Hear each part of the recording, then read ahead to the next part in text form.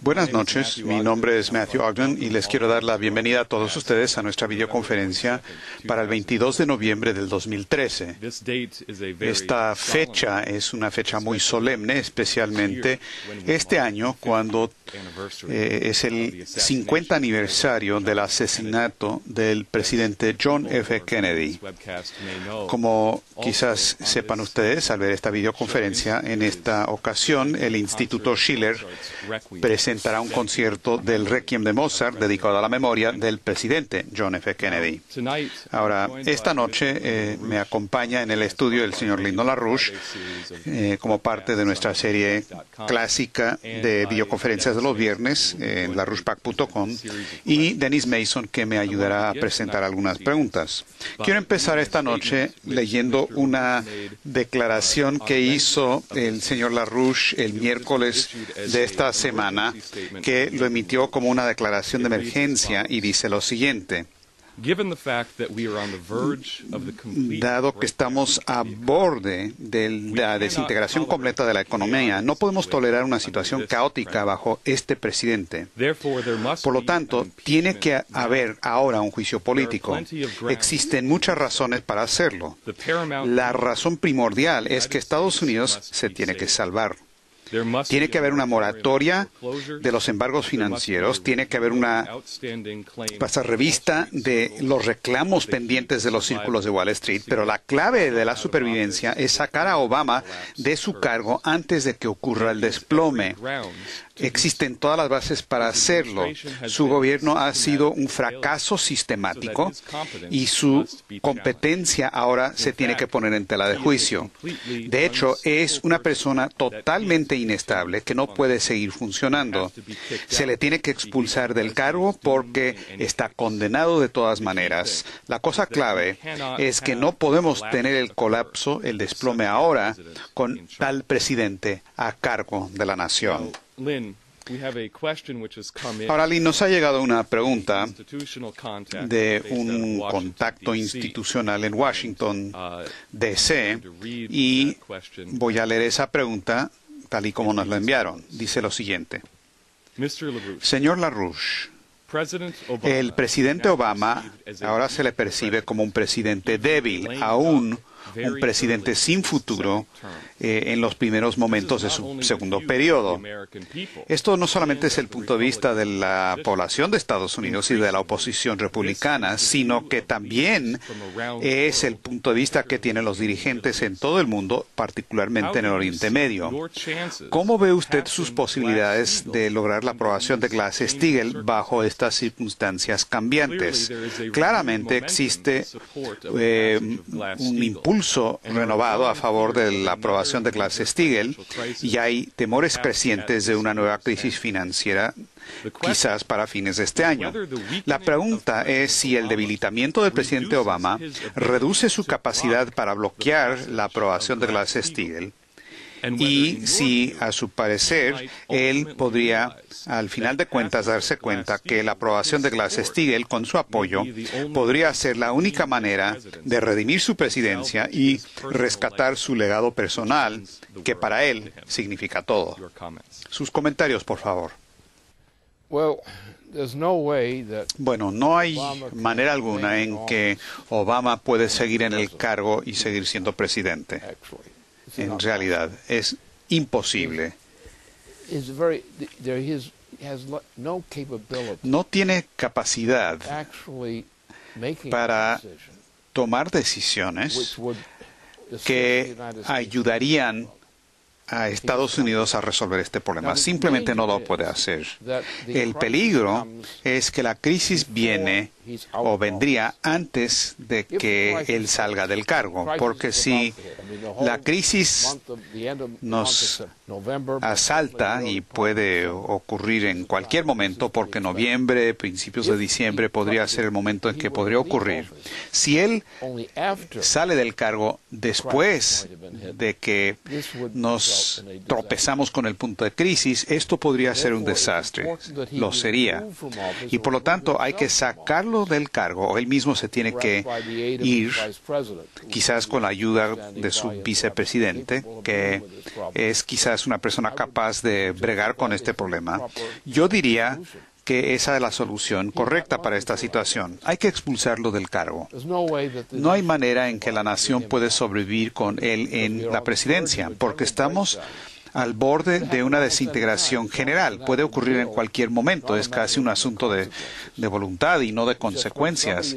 Es cuando alguien está dispuesto a hacer eso y el momento es ahora. Así que la cosa importante es que hay que sacarlo del cargo antes de que esta acción ocurra. Y esto nos daría los medios para tener un procedimiento ordenado. Esa es la cosa más crucial. Ese es el hecho esencial que hay que considerar. Y estamos hablando ahora de... estamos cerrando noviembre, vamos a entrar a diciembre. Mi estimado es que esto no se puede mantener entrado enero, porque hay demasiadas cosas que ocurren y con fechas límites que simplemente no se pueden manejar bajo estas condiciones. Y por lo tanto, es necesario tener una reorganización de nuestro gobierno, empezando con el proceso de sacarlo a él de la presidencia y luego tomar una serie de pasos hacia la reorganización del gobierno. Tiene que ser una verdadera reorganización. Se puede hacer, sin embargo, y nos vamos a encontrar con la posibilidad de que otras naciones van a estar de acuerdo con nosotros en ese momento para que esto se concretice. Esto lo tenemos que hacer fríamente, de manera calmada. Se le tiene que expulsar del cargo o ir por las buenas si quiere irse, pero de cualquier manera, al expulsarlo, o se va de manera voluntaria, tenemos que en ese momento estar prepararnos ahora para las decisiones iniciales que se tienen que tomar para prevenir una desintegración que ahora se está asomando, para que no sea un proceso caótico. No podemos tener una situación en Europa y en otros lados cuando Estados Unidos podría entrar en una crisis de desintegración. Ya estamos al borde de ese precipicio. Y por lo tanto, si hacemos eso ahora, si limpiamos este problema ahora, luego tendremos las opciones de tomar los pasos graduales para poner las cosas bajo control. Y esta idea de controlar las cosas es la cuestión fundamental. Él en este momento ya es un impedimento, un obstáculo, no se puede hacer con él en el cargo. Y si se espera hasta que se le expulse, el país no estará en condiciones para resolverlo. Él se tiene que ir o de manera voluntaria, quizás el vicepresidente podría ayudar a lograr su salida. Eso sería una manera útil de abordarlo. Yo creo que confío en el vicepresidente para poder manejar esa situación.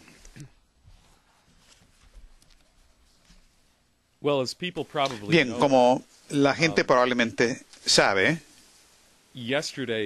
ayer en el Senado de Estados Unidos ocurrió un acontecimiento dramático donde el dirigente de la mayoría, Henry Reid, logró algo que ni George Bush pudo lograr, y es que sacrificó una buena parte de la capacidad parlamentaria, de obstruccionismo parlamentario, que es algo establecido en las reglas del Senado para mantener las reglas de esa institución. Reid juntó al Senado y anunció que él estaba activando lo que se llama la opción nuclear sobre la cuestión del nombramiento de un candidato como juez de Barack Obama, que de otras maneras se hubiera bloqueado porque no hay una mayoría necesaria para aprobar esto, especialmente con esta idea de lo que se llama el filibusterismo o el obstruccionismo o el debate extendido que se permite. Y ahora, eliminando lo que era la regla anterior de debate extendido, requiere 60 votos para que se apruebe a un candidato, y ahora se requieren solamente 51 votos para la aprobación por parte del Senado de los nombramientos del Ejecutivo. La única excepción son los candidatos a la Suprema Corte. Esto se aprobó y fueron 52 demócratas e independientes que votaron con Harry Reid, pero 3 demócratas votaron en contra de Reid. Joe Manchin votó en la tradición de Harry Byrd, que tradicionalmente ha votado en defensa de la Constitución y lo hizo así. El otro es Mark Pryor de Arkansas y el otro Carl Levin. Ahora, es muy interesante que Carl Levin dio un discurso en el Senado en oposición de Harry Reid, el líder de los demócratas, el líder de la mayoría, y él citó a demócratas que en el 2005 que dijeron cuando Bush estaba tratando de hacer exactamente lo mismo, estaba tratando de destruir esta condición de debate extendido, y en ese momento demócratas, incluido el propio Harry Reid, que fueron a decir en el Senado que no podemos permitir que George Bush destruya la Constitución de Estados Unidos. Carl Levin citó a Teddy Kennedy, porque Kennedy en ese momento, en el 2005, había dicho que ni la Constitución, ni las reglas del Senado, ni precedentes del Senado, ni la historia de Estados Unidos dan cualquier justificación para anular de manera selectiva este uso del debate extendido. Carl Levin citó a Harry Reid en 2005. Él dijo que esta opción nuclear hubiera sido un abuso del poder. Y luego Carl Levin hasta llegó a citar al actual vicepresidente Joe Biden cuando él era senador en el 2005. Y Biden dijo: yo le digo a mis amigos del lado republicano, ustedes quizás sean los dueños del campo hoy, pero no lo van a hacer para siempre. Y yo le pido a Dios que cuando los demócratas tomemos control del Senado, que nosotros no cometamos este error de abuso de poder que ahora ustedes están llevando a cabo. Esto fue una cosa muy inteligente por parte del senador Levin, de tomar las palabras del propio Partido Demócrata en oposición a lo que Bush había tratado de hacer en el 2005 y luego voltear eso en contra de Harry Reid y en contra de Obama. Ahora bien, una de las razones por las cuales la opción nuclear fue derrotada en el 2005 por una movilización urgente que usted, señor LaRouche, lanzó, y usted emitió una declaración para distribución masiva como volante en todo Estados Unidos que se llama "Hay que salvar a nuestra Constitución de Estados Unidos ahora". Y parte de lo que usted dijo ahí, yo creo que se aplica directamente a la situación en la que nos encontramos hoy día. Lo que dijo en ese momento, en el 2005, es lo siguiente, y cito, dijo: el objetivo inmediato de este golpe de Estado ilegal pretendido es la institución del Senado de Estados Unidos. El propósito es derrocar la Constitución de Estados Unidos a favor de una dictadura de la Casa Blanca al romper los poderes constitucionales empotrados en el poder del Senado para establecer las reglas y controles para controlar una presidencia fuera de control o una mayoría momentánea errada en la Cámara de Representantes. Este aspecto de la Constitución está centrado en los poderes de asesorar y aprobar que la Constitución asigna al Senado nada más. No permitan, dijo usted, que esa intención original de la Constitución se elimine con la dominación del Parlamento momentánea, que es lo que le dio también a Hitler los poderes el 28 de febrero de 1933. Cierra comillas. Esas fueron sus palabras durante el gobierno de Bush en el 2005. Ahora nos encontramos en el 2013 y esas palabras se aplican directamente a lo que el gobierno de Obama está haciendo. Así es que, ¿qué nos puede decir al respecto hoy respecto al dirigente del Senado, Harry Reid? Bueno, hay algo curioso respecto a Harry Reid, y siempre ha sido el caso. Es un boxeador famoso y es un tipo medio extraño en varios sentidos. Así que no me sorprende la manera en que él está actuando. Ese es su temperamento. A veces es muy cauteloso cuando piensa que es su única opción y a veces no lo es. A veces sus puños de boxeo entran en juego y golpea con el puño y no con su cerebro. Y este es un caso de eso. Obviamente, tiene algún tipo de esquema oportunista en la mente de alguien y simplemente estaba actuando en base a eso porque sabía exactamente lo que hacía y sabe que apesta y sabe que la mayoría de sus colegas en el Senado saben también que apesta. Y algo cuando huele así, si se extiende por demasiado tiempo, causará que la opinión pública se exprese su repudio.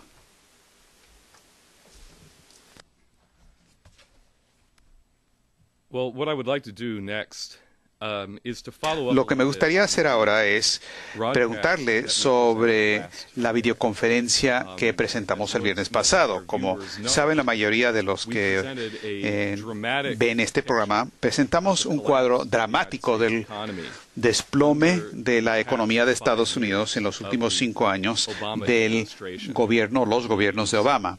Presentamos mapas, gráficos y demás para demostrar que ese es el caso.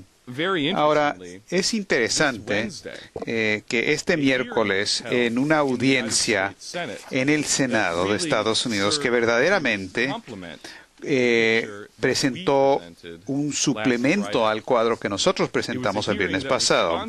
Una audiencia patrocinada de manera interesante por los senadores Elizabeth Warren y Bernie Sanders. Y la audiencia tenía el nombre Morir joven. ¿Por qué tu estado social y económico serán una sentencia de muerte en Estados Unidos? Y a través de una serie de gráficos, los testigos en esa audiencia demostraron cómo las políticas económicas de los gobiernos recientes, tanto Obama como Bush, están causando que los estadounidenses vivan vidas más enfermas y que mueran más temprano de lo que ocurría anteriormente en este país. Y por primera vez en nuestro país podemos esperar morir en promedio a una edad menor que la de nuestros padres. Las tasas de mortandad han aumentado para muchas partes del país y la esperanza de vida se ha desplomado. Un testigo presentó que solamente en los últimos 14 años la esperanza de vida para las mujeres ha caído en 43% de los condados de los Estados Unidos. Casi la mitad de los condados de Estados Unidos indican una esperanza de vida que se está reduciendo para las mujeres. Ahora, si se ve la discrepancia entre los condados, aún condados aledaños o dentro de un solo distrito o área metropolitano, si se ve la discrepancia entre la esperanza de vida mayor y la menor en esta región, se ve que esta brecha o discrepancia entre el promedio mayor y el promedio menor está creciendo rápidamente. Para las mujeres, esta brecha de la esperanza de vida va de la mayor en promedio, que son 85 años de edad en el condado de Marin, en California, a la más corta de 73 años en el condado de Perry, en Kentucky. Esa diferencia o brecha ahora es de 12 años, dependiendo del condado donde uno viva. Y para los hombres es todavía más dramático. porque la esperanza de vida más grande, mayor, para los hombres es de 82 años de edad, aquí cerca en el condado de Fairfax, en el norte de Virginia, y la menor, la inferior, es de 64 años en el condado de McDowell, en Virginia Occidental. Es una distancia, una brecha de 18 años, casi toda una generación. Es más, los testigos presentaron la información de que si uno ve este condado de McDowell en Virginia Occidental, la esperanza de vida para los hombres es equivalente a la de Botsuana y Namibia, dos de los países más pobres en África al sur del Sahara. Y si se ve a las mujeres en este condado de McDowell, ellas mueren en promedio más jóvenes que las mujeres en El Salvador y en Mongolia. También se pueden tomar ciertos barrios o vecindarios, no necesariamente condados, pero ciertos barrios en ciudades como Boston y en Baltimore. Uno encuentra que las personas que viven en esos barrios tienen una esperanza de vida más baja que muchas de las naciones en el tercer mundo, incluidas Etiopía y Sudán. Estos son barrios en dos de las ciudades más grandes en la costa este de Estados Unidos, Boston y Baltimore, y la esperanza de vida ahí es equivalente o inferior a la de Etiopía y Sudán. Y luego, la tasa de nacimientos prematuros en Estados Unidos en general es equivalente a la de muchos de los países en África al sur del Sahara. Y la tasa de mortandad infantil en Estados Unidos excede a la de muchos países del tercer mundo. Entonces, este es el cuadro que se presentó. Uno de los testigos, un profesor Michael Reich, que es de la Universidad de Maryland, demostró que solamente en los últimos 2 años, entre el 2010 y el 2012, es justo en el periodo del gobierno de Obama, en ese lapso de 2 años, el número de personas que oficialmente viven en la pobreza ha aumentado por 3 millones de personas, y el total ahora es de 50 millones de personas en Estados Unidos que oficialmente son pobres.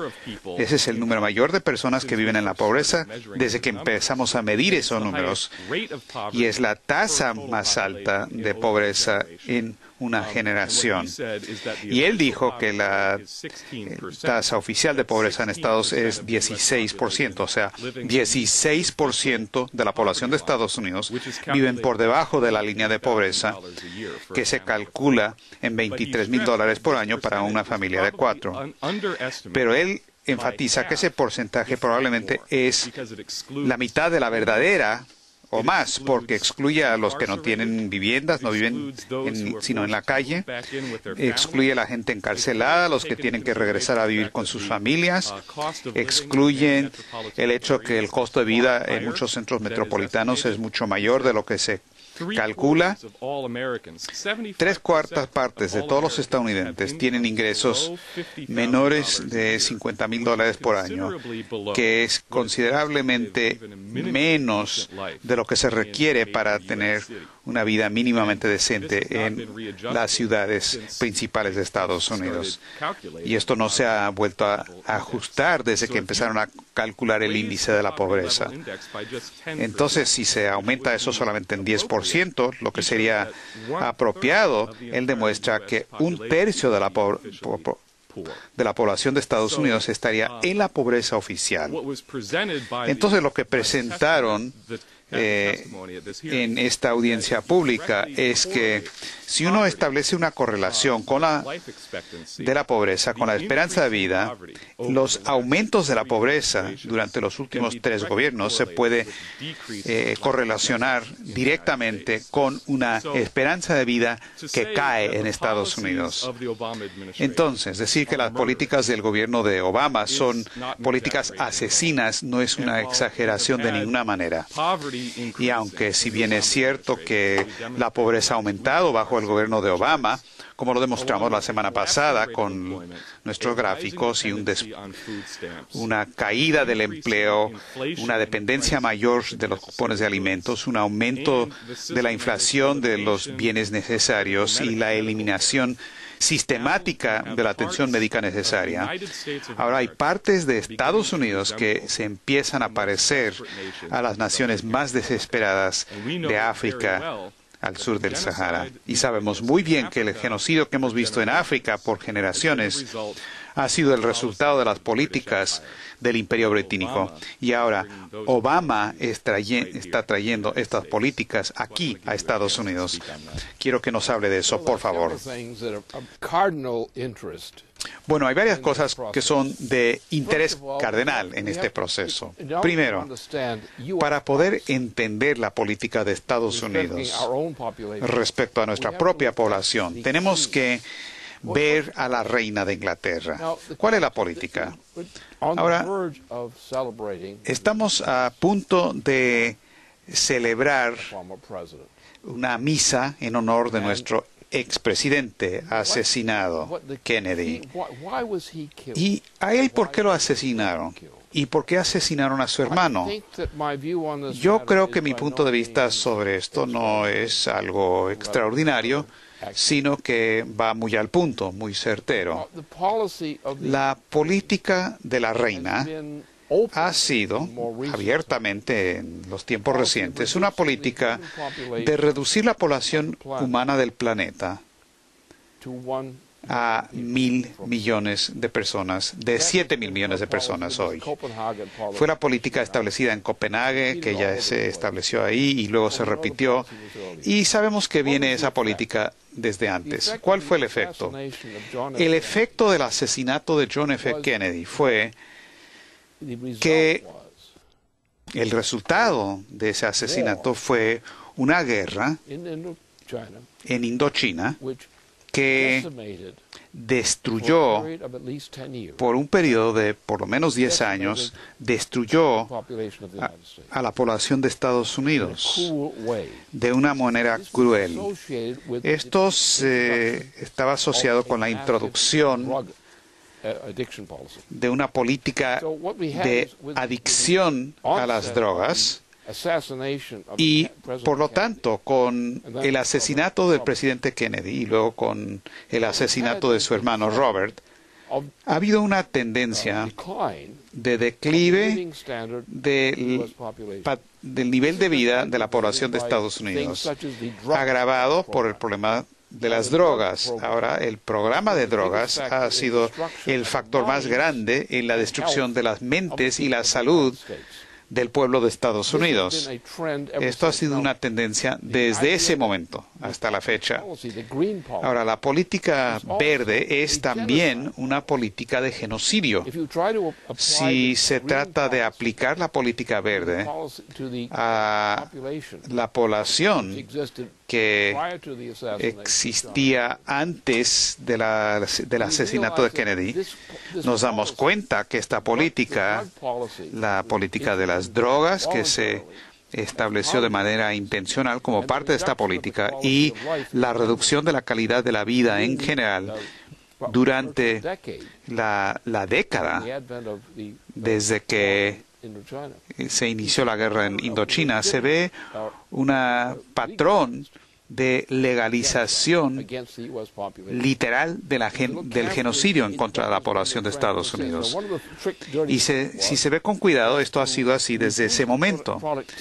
Ahora, uno de los trucos que se hizo fue reducir la productividad de la población. ¿Cómo?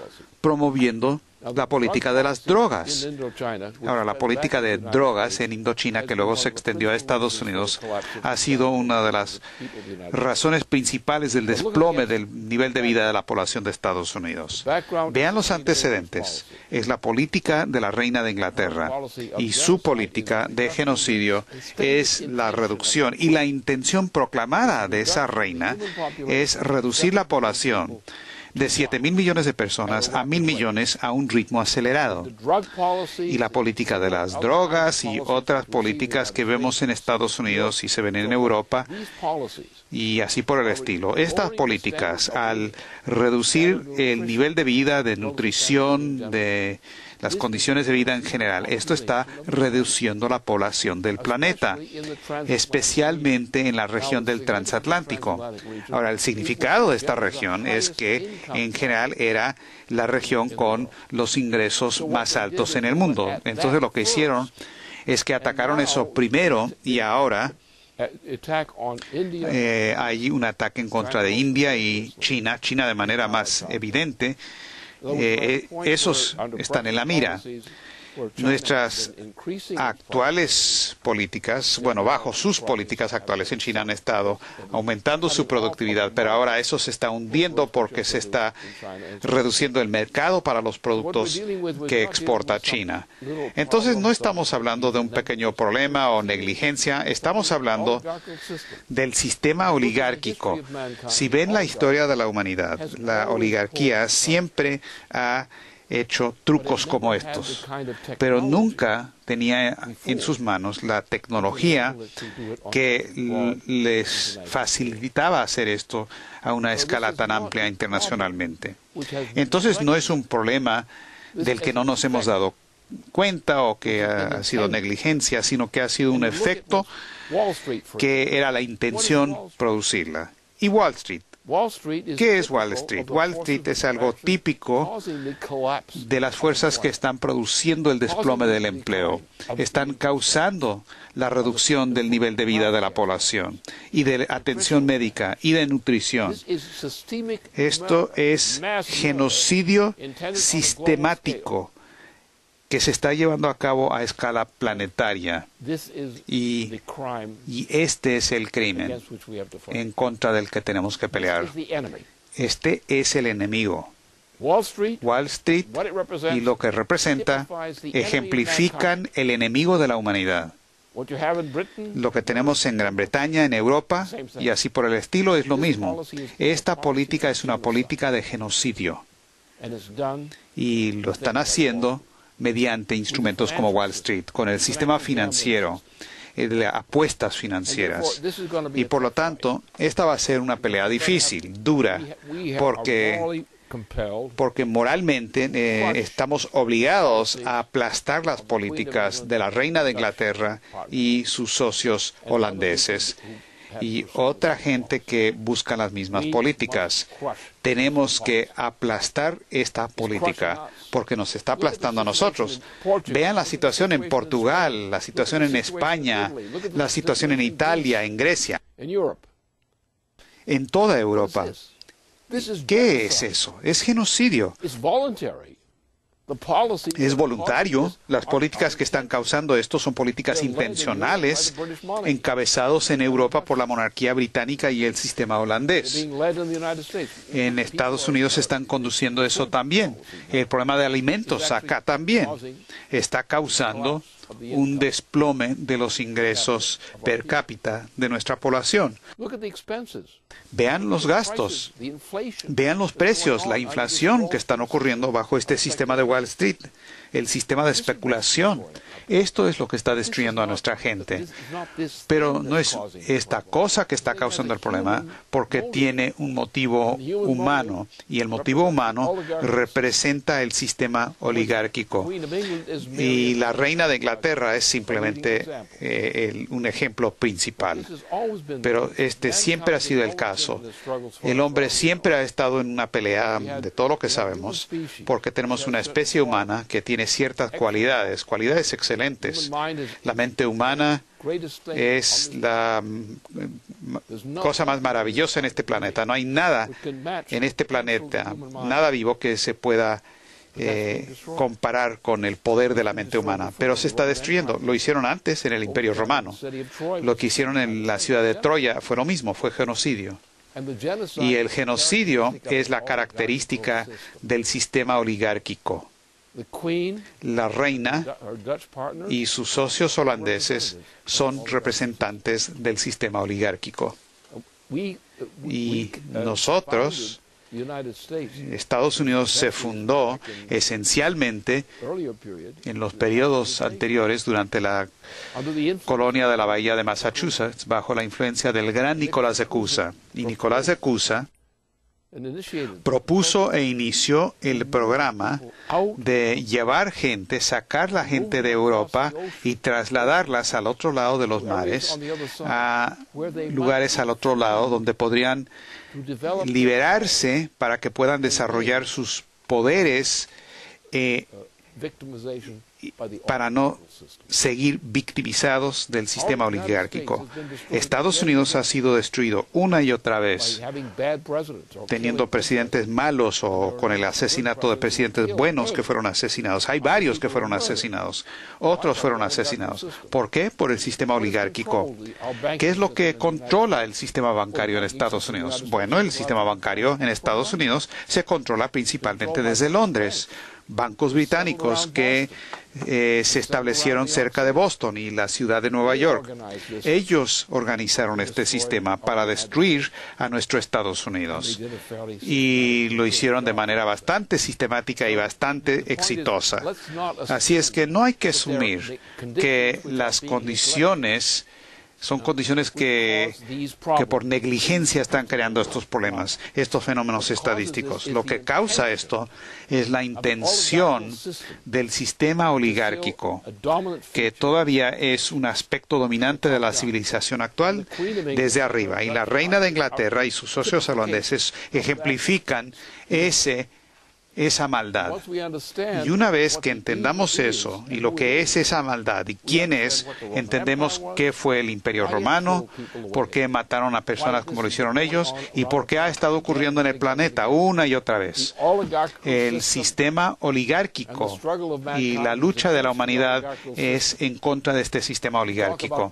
Quieren hablar de condiciones que hay que remediar, corregir, pero ¿cuáles son las condiciones que tenemos que corregir?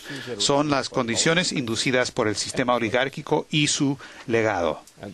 Y por lo tanto, no hay que decir que alguien está haciendo una cosa mala cuando realmente están participando como cómplices en el genocidio intencional.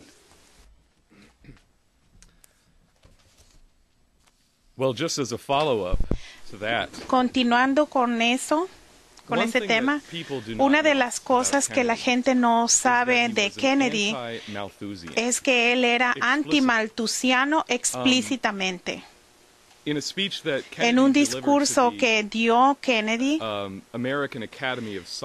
en la Academia de Ciencias Estadounidenses, él atacó a Malthus por nombre, contradiciendo directamente lo que todos los instituciones promovidas por los británicos que promueven la reducción de la población, el control de la población y todas estas, la ideología malthusiana. Lo que Kennedy dijo es solamente un pequeño extracto del discurso. Él dijo, Malthus alegó hace un siglo y medio que el hombre, al usar todos sus recursos disponibles para siempre, va a estar al límite de la subsistencia, de esa manera condenando a la humanidad a un futuro indefinido, definido de miseria y de pobreza.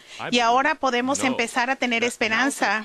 Y yo pienso que Malthus no expresaba una ley de la naturaleza, sino simplemente las limitaciones entonces de la ciencia en contra de la sabiduría social.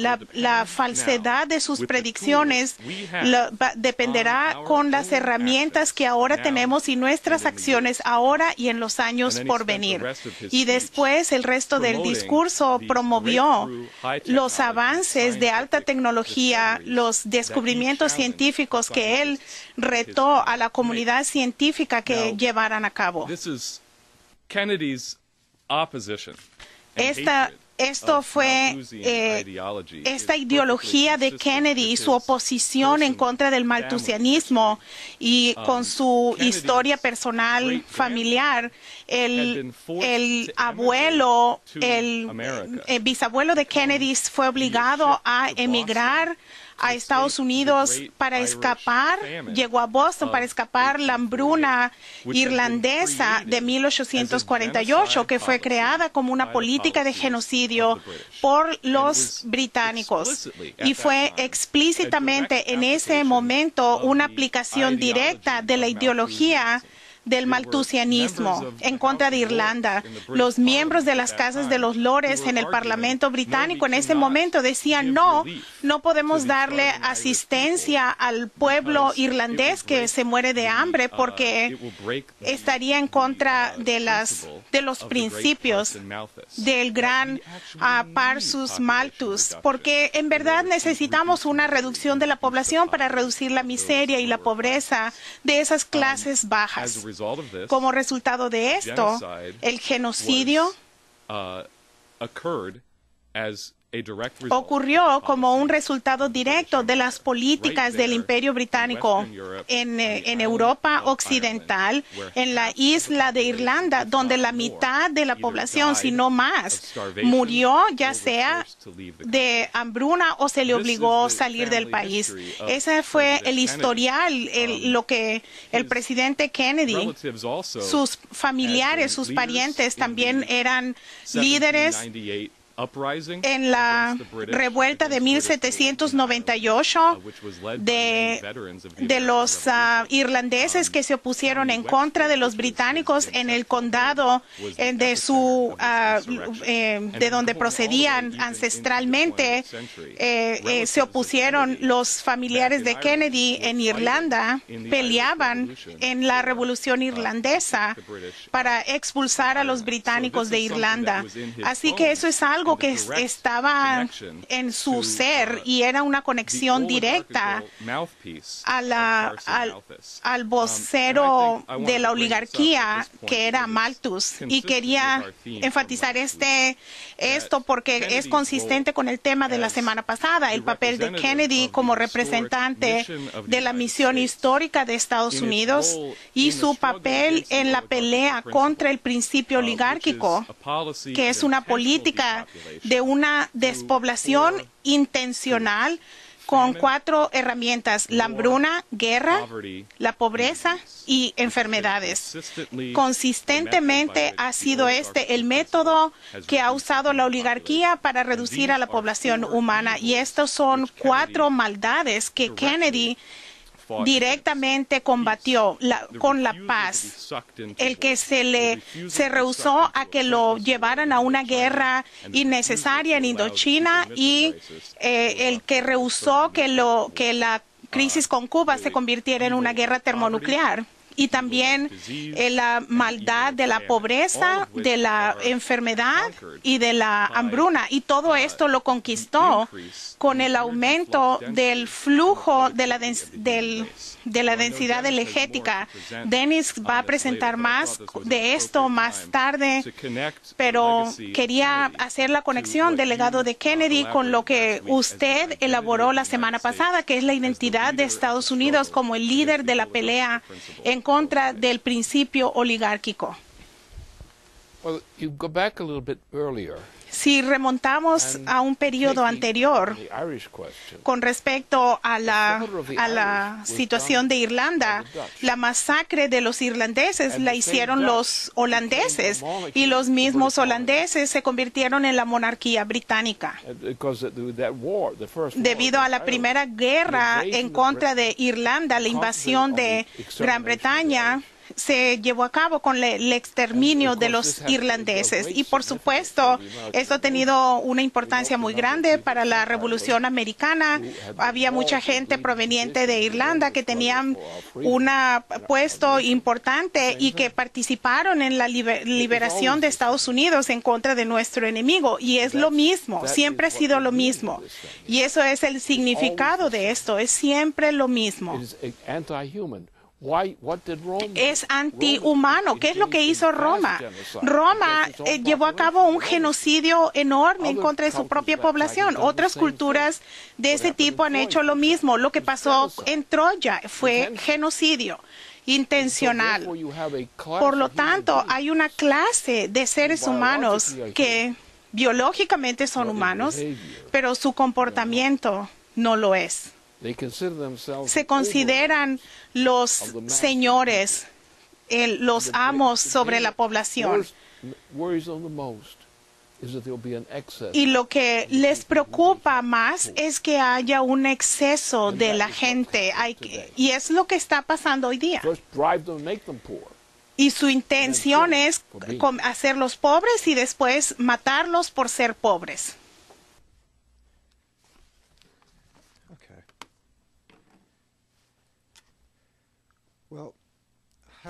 Bien, yo tengo un par de preguntas. Una que va a abordar algunas de las políticas del presidente Kennedy. La primera es sobre la energía nuclear. En India, el presidente del Consejo Asesor de Científicos del primer ministro informó que el reactor de cría rápida nuclear de prototipo de 500 megavatios se empezará el próximo año, que es un reactor que utiliza enfriamiento de sodio líquido y que tiene también un manto de uranio empobrecido que usa el uranio que se genera para generar más combustible. Hay dos más de estos prototipos de cría rápida en construcción e India quiere tener 6 para el 2020.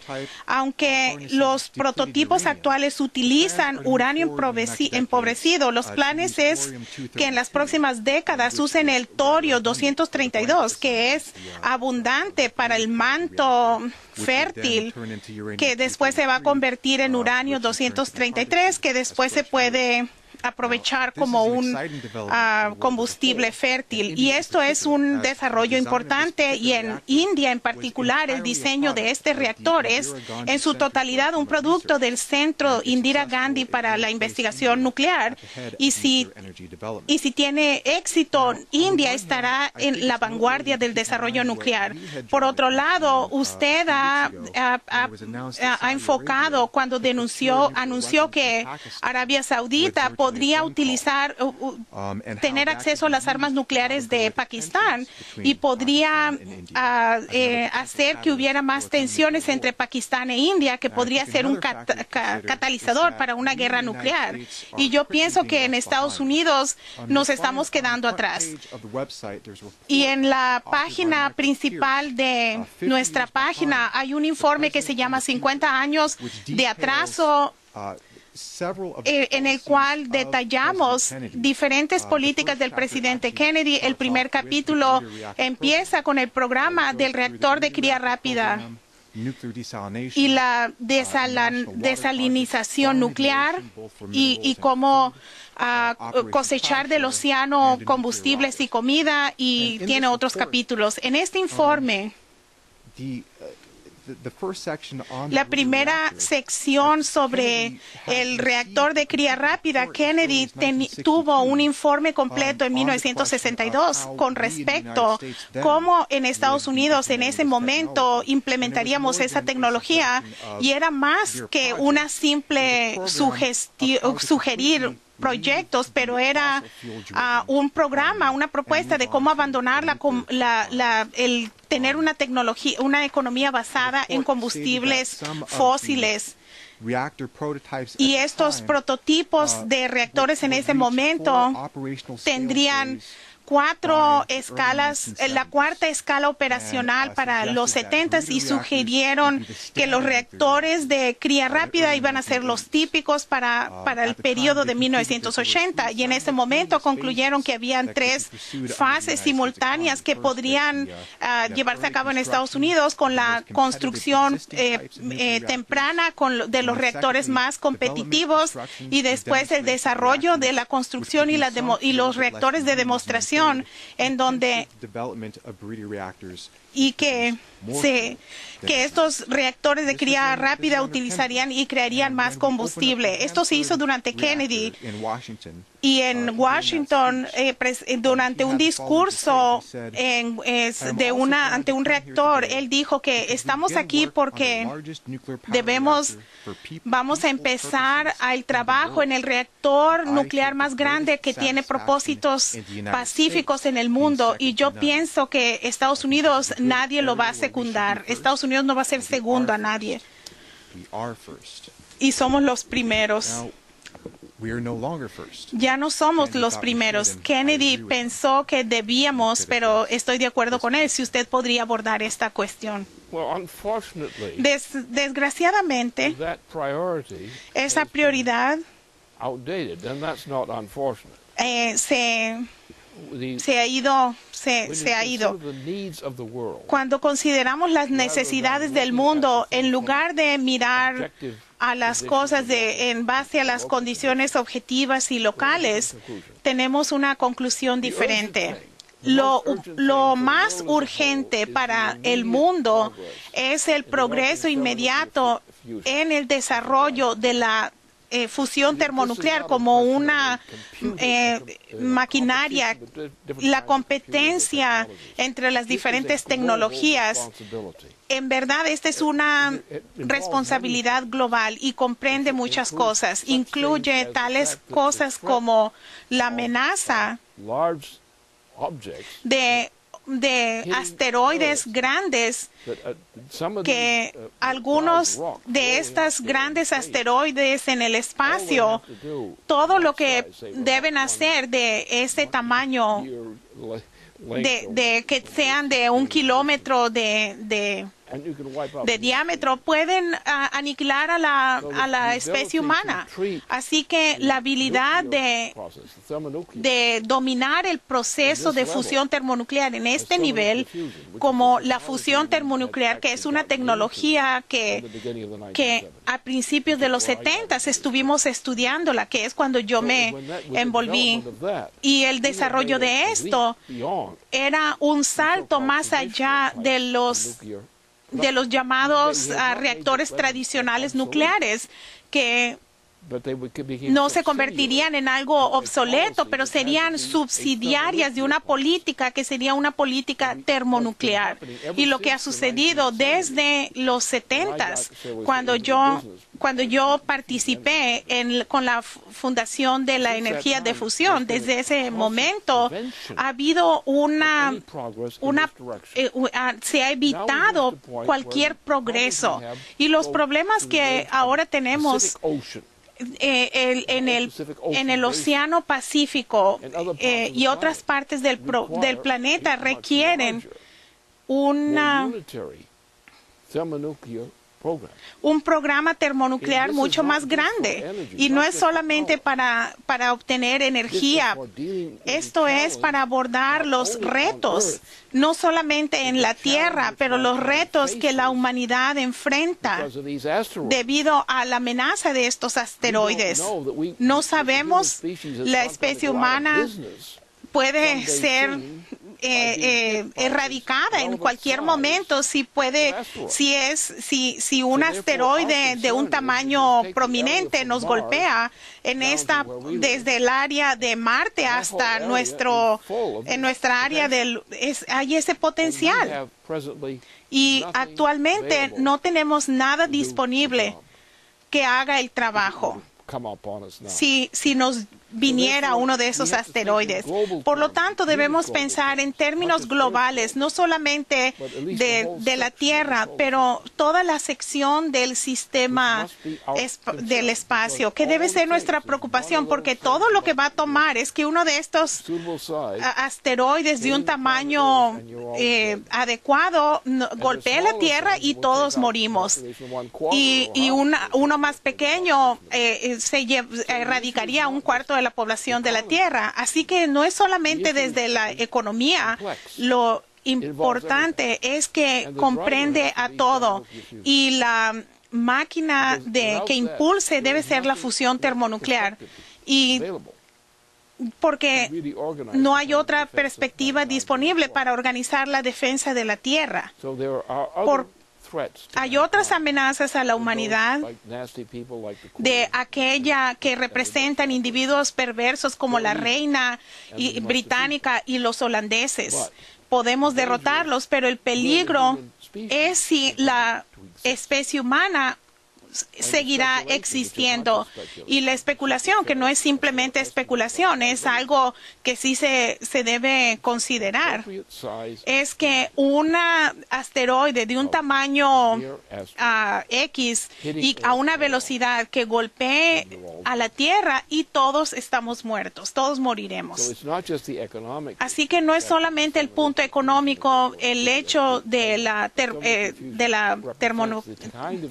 pero es que se representa el tipo de tecnologías que es la movilización que la humanidad tiene que empezar a desarrollar rápidamente para lograr que podemos proteger a la humanidad de una extinción. Así que cuando uno aborda estos puntos, eso es lo que ya no es algo económico simplemente.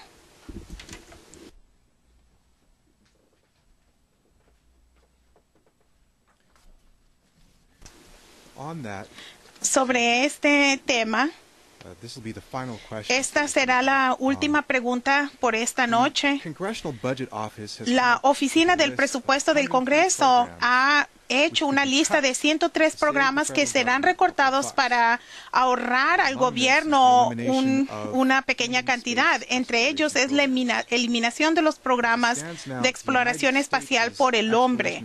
Y como la exploración de Estados Unidos en el espacio se limita a la Estación Espacial Internacional y ahorita es responsable por la operación y el mantenimiento de la mitad de esta Estación Espacial Internacional.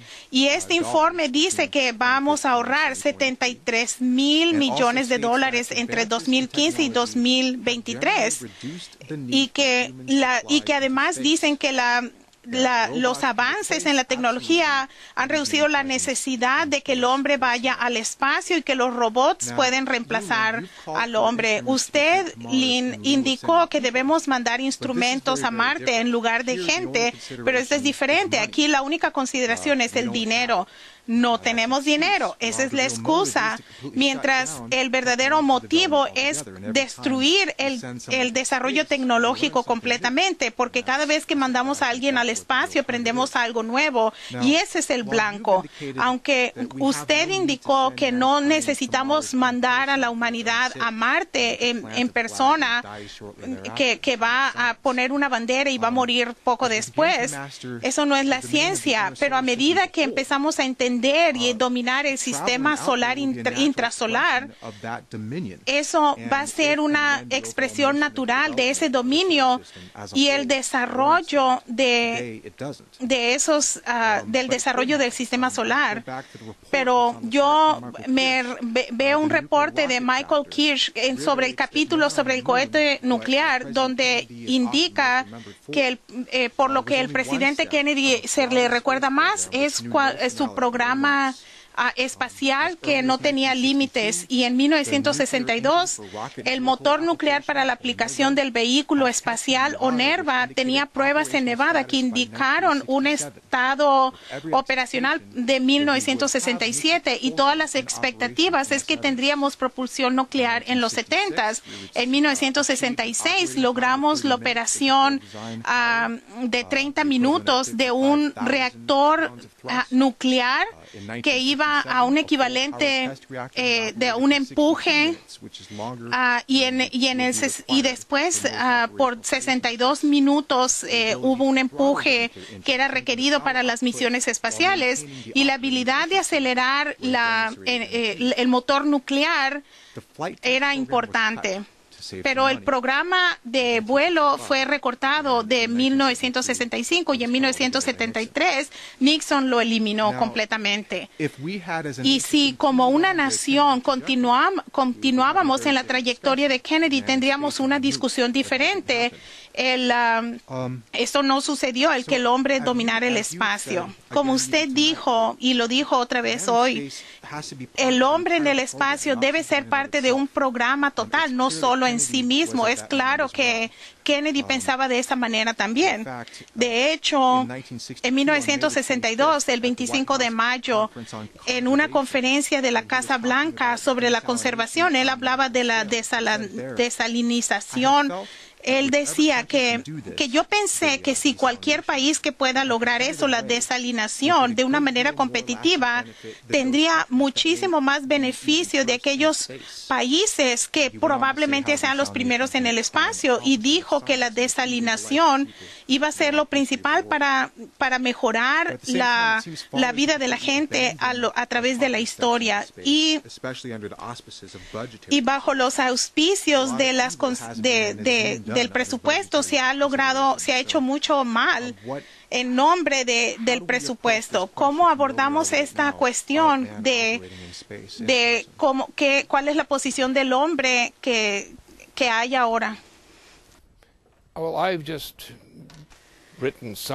Acabo de escribir algo y es como un apéndice a algo más que ya había escrito, pero es un ejemplo de mi intención en la totalidad de la obra que escribir, pero la conclusión aborda este otro punto que es completamente diferente, y a menudo hay personas que inventan cosas que están bien en su momento, pero después viene alguien más y hace un invento que supera a todas las otras invenciones, porque esto se hizo, pero no ha sucedido en este momento.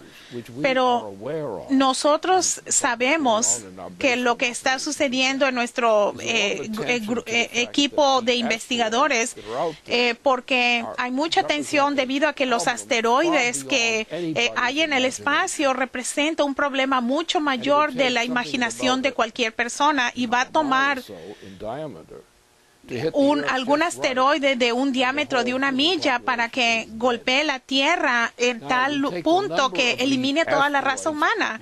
Y el número de estos asteroides que están en esa categoría, no se ha hecho nada para empezar a contar el número de esos peligros que están orbitando o están siguiendo la órbita de la Tierra, y que son parte del sistema solar. Yo he estado jugando con esto con respecto desde que se mandó Curiosity, desde que se envió a Marte.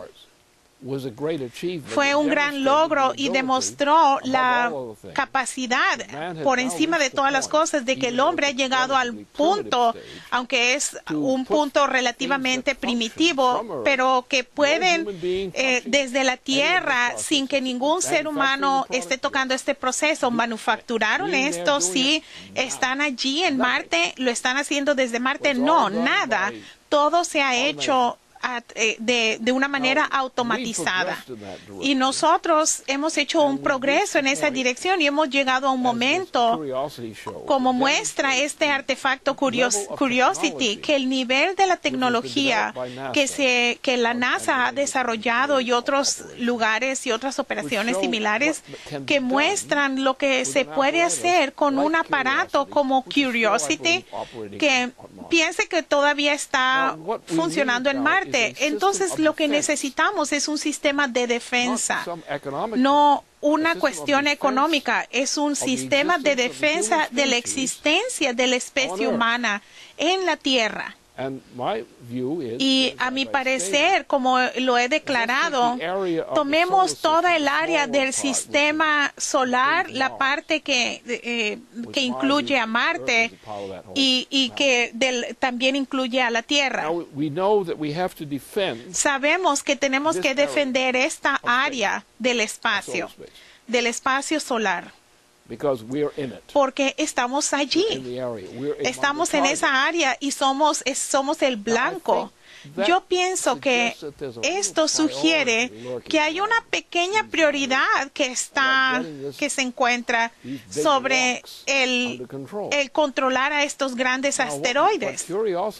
Y lo que demuestra Curiosity no es lo que va a resolver a todos los problemas, pero el hecho es de que nosotros, a través del programa espacial, hemos llegado a tal punto y hemos tenido el éxito como hasta donde Curiosity ha llegado, a pesar de tener a un Obama. Por lo tanto, la defensa de la existencia de la especie humana tiene cierta prioridad sobre otras preocupaciones. Y de hecho, si nos damos cuenta que debemos hacer eso y nos debemos preparar para defender a la especie humana dentro de esta área del sistema solar en el que la Tierra se encuentra, debemos tener una defensa que funcione allí. Pero también debe ser dirigida desde la Tierra a través de un sistema complejo que estará por encima de esa basura que está flotando ahí, por encima de los asteroides, un sistema de información que nos va a permitir, que debemos tener estos sistemas que puedan intervenir y evitar que alguno de estos objetos grandes, estos asteroides de una milla, por ejemplo, de diámetro, evitar que nos golpee. Debemos tener una defensa de la Tierra desde un territorio de defensa que incluya la órbita de Marte.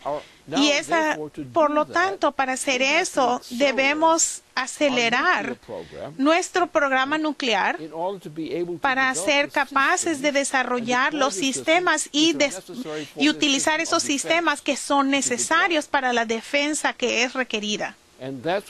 Y es en lo que yo he trabajado exactamente en este problema. No tengo un diseño de cómo resolver el problema. Lo que tengo son un conocimiento categórico de lo que se requerirá para resolver el problema. Y no se trata de que digo, este es mi diseño, pero quiero asegurarme que estoy estimulando a la gente que es competente para que ponga atención a este tipo de complejo para poder defender la existencia de la especie humana. Yo pienso que lo contrario a lo de Obama y otros idiotas, pienso que esto es lo importante que se debe considerar. Por lo tanto, lo que eso significa es que usaremos todo lo que tenemos con respecto a la tecnología nuclear, tecnologías termonucleares, etcétera. Vamos a usar todo. Pero en este momento vamos a hacerlo, a elevarlo. La guerra es ahora en contra de la amenaza de la exterminación repentina de la especie humana en la Tierra. Esa es la misión, esa es la guerra. Y si tenemos esa misión como nuestra principal preocupación, nuestro objetivo principal, probablemente sucederá que todos los otras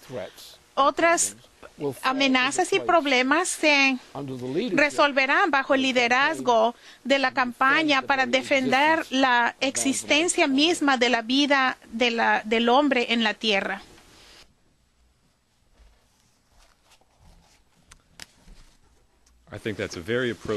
Creo que es una conclusión muy apropiada de nuestra conferencia esta noche. Quiero darle las gracias a todo el mundo y por favor manténganse visitando nuestra página. Y esto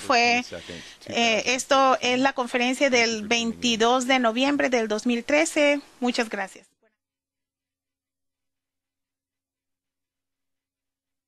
Republicana, sino que también es el punto de vista que tienen los dirigentes en todo el mundo, particularmente en el Oriente Medio. ¿Cómo ve usted sus posibilidades de lograr la aprobación de Glass-Steagall bajo estas circunstancias cambiantes?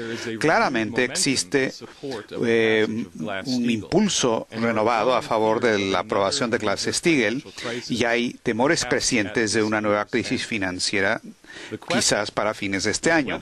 La pregunta es si el debilitamiento del presidente Obama reduce su capacidad para bloquear la aprobación de Glass-Steagall y si, a su parecer, él podría, al final de cuentas, darse cuenta que la aprobación de Glass-Steagall, con su apoyo, podría ser la única manera de redimir su presidencia y rescatar su legado personal, que para él significa todo. Sus comentarios, por favor. Bueno, no hay manera alguna en que Obama puede seguir en el cargo y seguir siendo presidente. En realidad, es imposible. No tiene capacidad para tomar decisiones que ayudarían a Estados Unidos a resolver este problema. Simplemente no lo puede hacer. El peligro es que la crisis viene o vendría antes de que él salga del cargo, porque si la crisis nos asalta, y puede ocurrir en cualquier momento, porque noviembre, principios de diciembre podría ser el momento en que podría ocurrir. Si él sale del cargo después de que nos tropezamos con el punto de crisis, esto podría ser un desastre. Lo sería. Y por lo tanto hay que sacarlo del cargo, o él mismo se tiene que ir, quizás con la ayuda de su vicepresidente, que es quizás una persona capaz de bregar con este problema. Yo diría que esa es la solución correcta para esta situación. Hay que expulsarlo del cargo. No hay manera en que la nación puede sobrevivir con él en la presidencia, porque estamos al borde de una desintegración general. Puede ocurrir en cualquier momento. Es casi un asunto de voluntad y no de consecuencias. Es cuando alguien está dispuesto a hacer eso, y el momento es ahora. Así que la cosa importante es que hay que sacarlo del cargo antes de que esta acción ocurra. Y esto nos daría los medios para tener un procedimiento ordenado. Esa es la cosa más crucial. Ese es el hecho esencial que hay que considerar. Y estamos hablando ahora de... estamos cerrando noviembre, vamos a entrar a diciembre. Mi estimado es que esto no se puede mantener entrado enero, porque hay demasiadas cosas que ocurren y con fechas límites que simplemente no se pueden manejar bajo estas condiciones. Y por lo tanto, es necesario tener una reorganización de nuestro gobierno, empezando con el proceso de sacarlo a él de la presidencia y luego tomar una serie de pasos hacia la reorganización del gobierno. Tiene que ser una verdadera reorganización. Se puede hacer, sin embargo, y nos vamos a encontrar con la posibilidad de que otras naciones van a estar de acuerdo con nosotros en ese momento para que esto se concretice. Esto lo tenemos que hacer fríamente, de manera calmada. Se le tiene que expulsar del cargo o ir por las buenas si quiere irse, pero de cualquier manera, al expulsarlo, o se va de manera voluntaria, tenemos que en ese momento estar prepararnos ahora para las decisiones iniciales que se tienen que tomar para prevenir una desintegración que ahora se está asomando, para que no sea un proceso caótico. No podemos tener una situación en Europa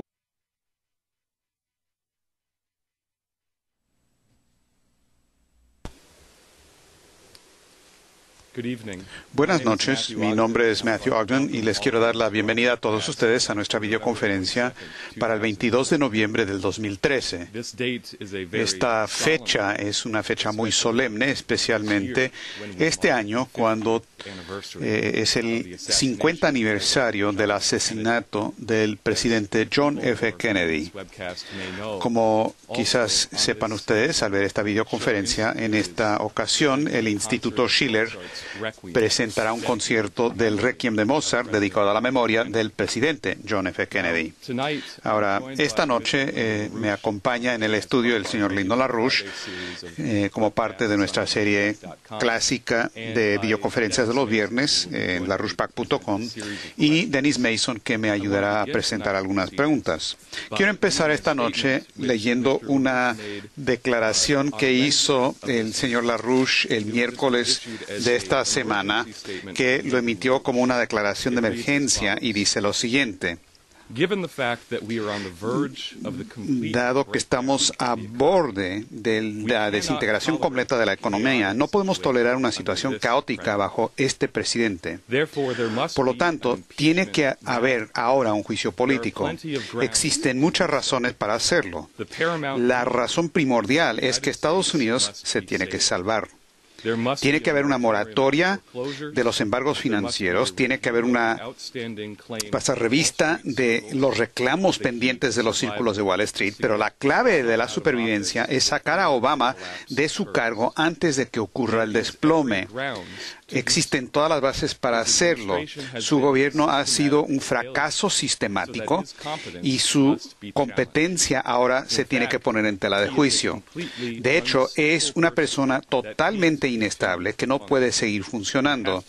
Se le tiene que expulsar del cargo porque está condenado de todas maneras. La cosa clave es que no podemos tener el colapso, el desplome ahora, con tal presidente a cargo de la nación. Ahora, Lynn, nos ha llegado una pregunta de un contacto institucional en Washington, D.C., y voy a leer esa pregunta tal y como nos la enviaron. Dice lo siguiente: Señor LaRouche, el presidente Obama ahora se le percibe como un presidente débil, aún un presidente sin futuro en los primeros momentos de su segundo periodo.